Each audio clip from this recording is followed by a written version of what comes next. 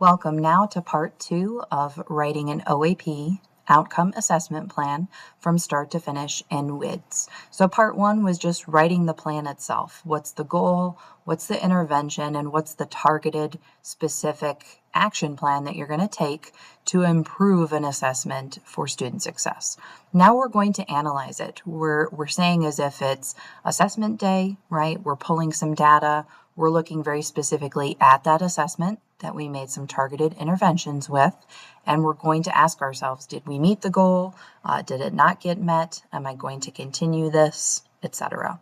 So a lot of reflection and asking yourself questions, but using data, and hopefully you have some that will provide documentation for this purpose to show whether or not the goal was met. We're back on the home page of WIDS on the dashboard, and again, the curriculum projects area, this Spanish program file is what I was using. I double click, and when I am a developer of this program file, I have the ability to modify and edit it. Contact CETL support if you don't and should have editing access rights. And again, I'm going back into the tab for program assessment plans. There were 3 OAPs that I had made for this academic year, and now it's assessment day on May 21st here, and I'm going to have to analyze all of these, right? But let's just show you how to do one, this third one that I created in part 1 of the video. So I'm going to turn the stage from planning into analysis stage because the students will have taken all of these assessments for this academic year. I will be pulling the data and I will be analyzing whether these goals were met or not met. So we're going to do that in the OAP info tab, if you remember correctly. We're going to put it into edit mode. I can select any of them if I want to put them all in the analysis stage. I come down to the stage and click on analysis and save it. All of these can be analyzed at the end of the year, save, and then the third one we're putting in an analysis stage, so save those. I can also close them and come back to this if I decide that these goals were met, but that's where you do that. So remember, we named our OAP here. We gave it a date range and put it in the stage, which we've just updated, and this plan was where we just made the targeted intervention plan. Right? What was our action plan? What were we going to do to improve this assessment that was tied to this given program outcome? And now I'm going to analyze it. So let's go to the third one, which I'm already on. And it's showing me down here a review of what I filled out. This was the assessment, right? This was the program outcome that it was tied to. This was the rubric that I wanted to use to measure the success. And then this was my objective, my benchmark for success. And now I'm going to be analyzing this and filling out the rest of these columns. I actually have to click edit down here on the left-hand side of this row. So let's click on edit. I can expand that and see exactly that same information reviewed for me again right here on the info tab. Again, the level of assessment was high, and I can also modify that if I need to. And now I'm going to start to analyze it, and I have to start filling things out kind of tab by tab. It turns out I did not meet this goal yet. And let's start filling this out.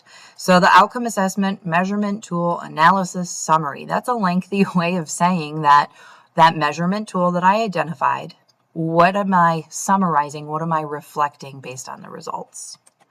So I analyzed that summative rubric, that was the measurement tool, and I found that most students met or exceeded their expectations. So I'm really reflecting here. What I did is I scaffolded some practice. I added more practice opportunities using AI simulations, then a peer role play simulation, and then finally their summative actual workplace simulation. And it contributed to strong performance, especially in these categories, conversational fluency and overall confidence. They gained confidence from it. However, 4% of my students didn't meet this benchmark. So that means only 96% instead of 100%. The rubric data also showed that their lowest performing category was industry-specific vocabulary use. So I have some gaps in using that terminology. So really, I'm just reflecting, right? And now I have to make an improvement objective. So do I want that same benchmark to stay the same? Do I want it to change?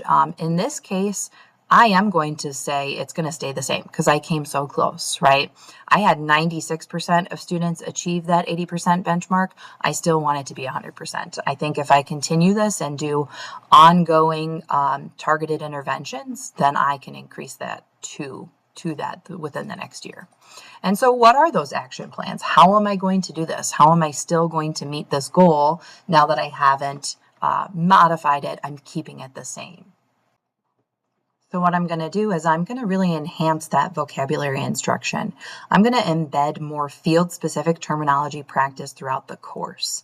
So what I'll do is I'll have students submit a list of vocabulary to use that is very field-specific to that scenario. They're going to have to do a minimum of 10 terms and a maximum of 20 prior to each simulation taken.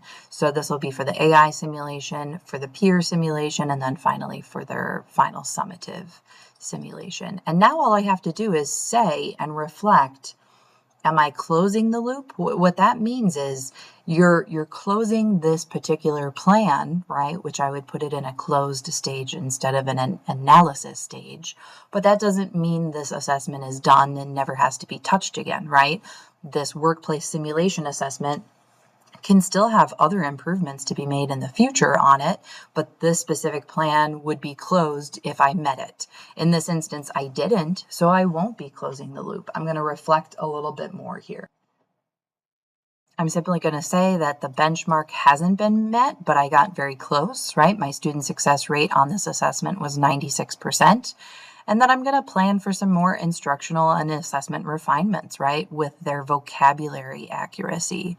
So I'm going to implement those interventions in this next assessment cycle, and then I'm going to continue to collect that data to see if the benchmark is met for the following year. And I'm going to save that and save it as well here.